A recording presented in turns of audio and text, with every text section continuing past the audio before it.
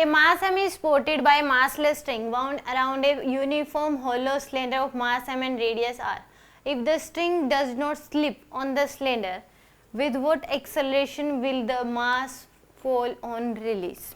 तो यहाँ पे does not slip का मतलब क्या है? यहाँ पे इसमें क्या होगी, ऊपर की तरफ टेंशन और इसमें भी टेंशन और ये ए के एक्सेलरेशन से नीचे जा रहा होगा।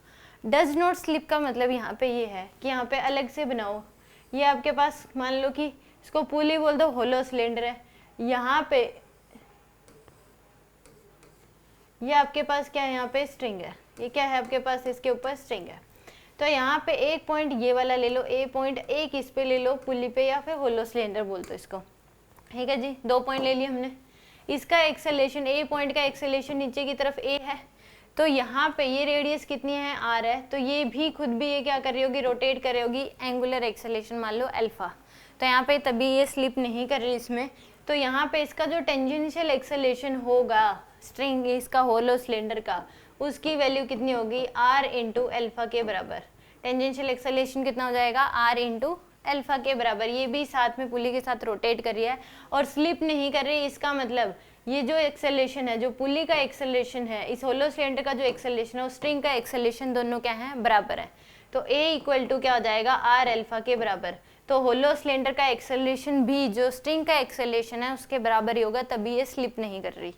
दूसरी, अब इस केस में ये जो रोटेट कर रही है, किस वजह से रोटेट कर रहा है ये होलो सिलेंडर, यहाँ पे इसके ऊपर क्या लग रहा होगा, नीचे की तरफ फ्रिक्शन फोर्स लग रहा होगा। ये पुली इसके ऊपर, स्ट्रिंग जो है इसके ऊपर क्या लगा रही होगी, फ्रिक्शन नीचे की तरफ लगा रही होगी, और ये जो होलो सिलेंडर है ये पुली पे फ्रिक्शन ऊपर की तरफ लगा रहा होगा।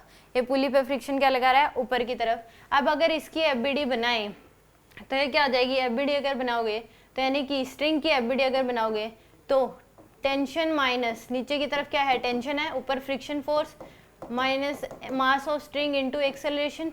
तो यहाँ पे ये तो 0 है मास ऑफ स्ट्रिंग, तो T इक्वल टू क्या आ जाएगा आपके पास, एफ आर के बराबर। जो फ्रिक्शन फोर्स है वो किसके बराबर लग रहा है, टेंशन के बराबर लग रहा है। फ्रिक्शन फोर्स किसके बराबर लग रहा है, टेंशन के बराबर। इस बात से तो हमें पता लग गया कि ये स्लिप नहीं कर रही, इसका मतलब जो स्ट्रिंग का एक्सेलरेशन है वही इस होलो सिलेंडर का एक्सेलरेशन है, और ये रोटेट किस वजह से कर रही है, इसने स्ट्रिंग ने इसके ऊपर फ्रिक्शन फोर्स लगाया इधर, इसने इसके ऊपर लगा दिया, और टेंशन इक्वल टू क्या है, फ्रिक्शन फोर्स के बराबर है।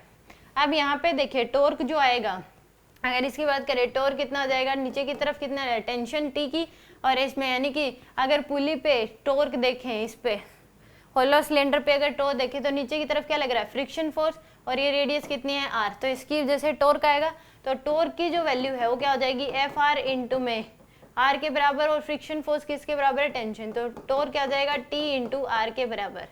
एक हमें पता है टॉर्क क्या होता है, आई इंटू अल्फा, तो यानी कि T into R equal to क्या हो जाएगा, I इंटू अल्फा के बराबर।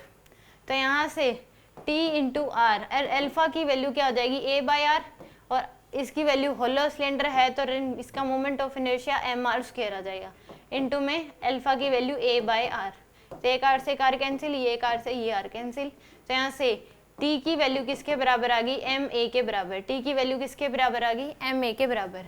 एक एफबीडी यहाँ से इस ब्लॉक की अगर एफबीडी बनाएंगे, इक्वेशन लिखेंगे एफबीडी बना के, तो नीचे mg लग रहा है, ऊपर क्या लग रहा है, टेंशन। तो एक इक्वेशन यहाँ से आ जाएगी mg minus T equal to क्या आ जाएगा, एम ए के बराबर। तो mg माइनस टी की वैल्यू है M A equal to M A, तो mg इक्वल टू आ जाएगा आपके पास 2ma। तो a की वैल्यू कितनी आ जाएगी आपके पास, g बाई 2 के बराबर। इतना एक्सेलरेशन होगा इस ब्लॉक का। एक्सेलरेशन कितना होगा ब्लॉक का, g बाई 2। आंसर आ जाएगा g by 2। C option correct है इसमें।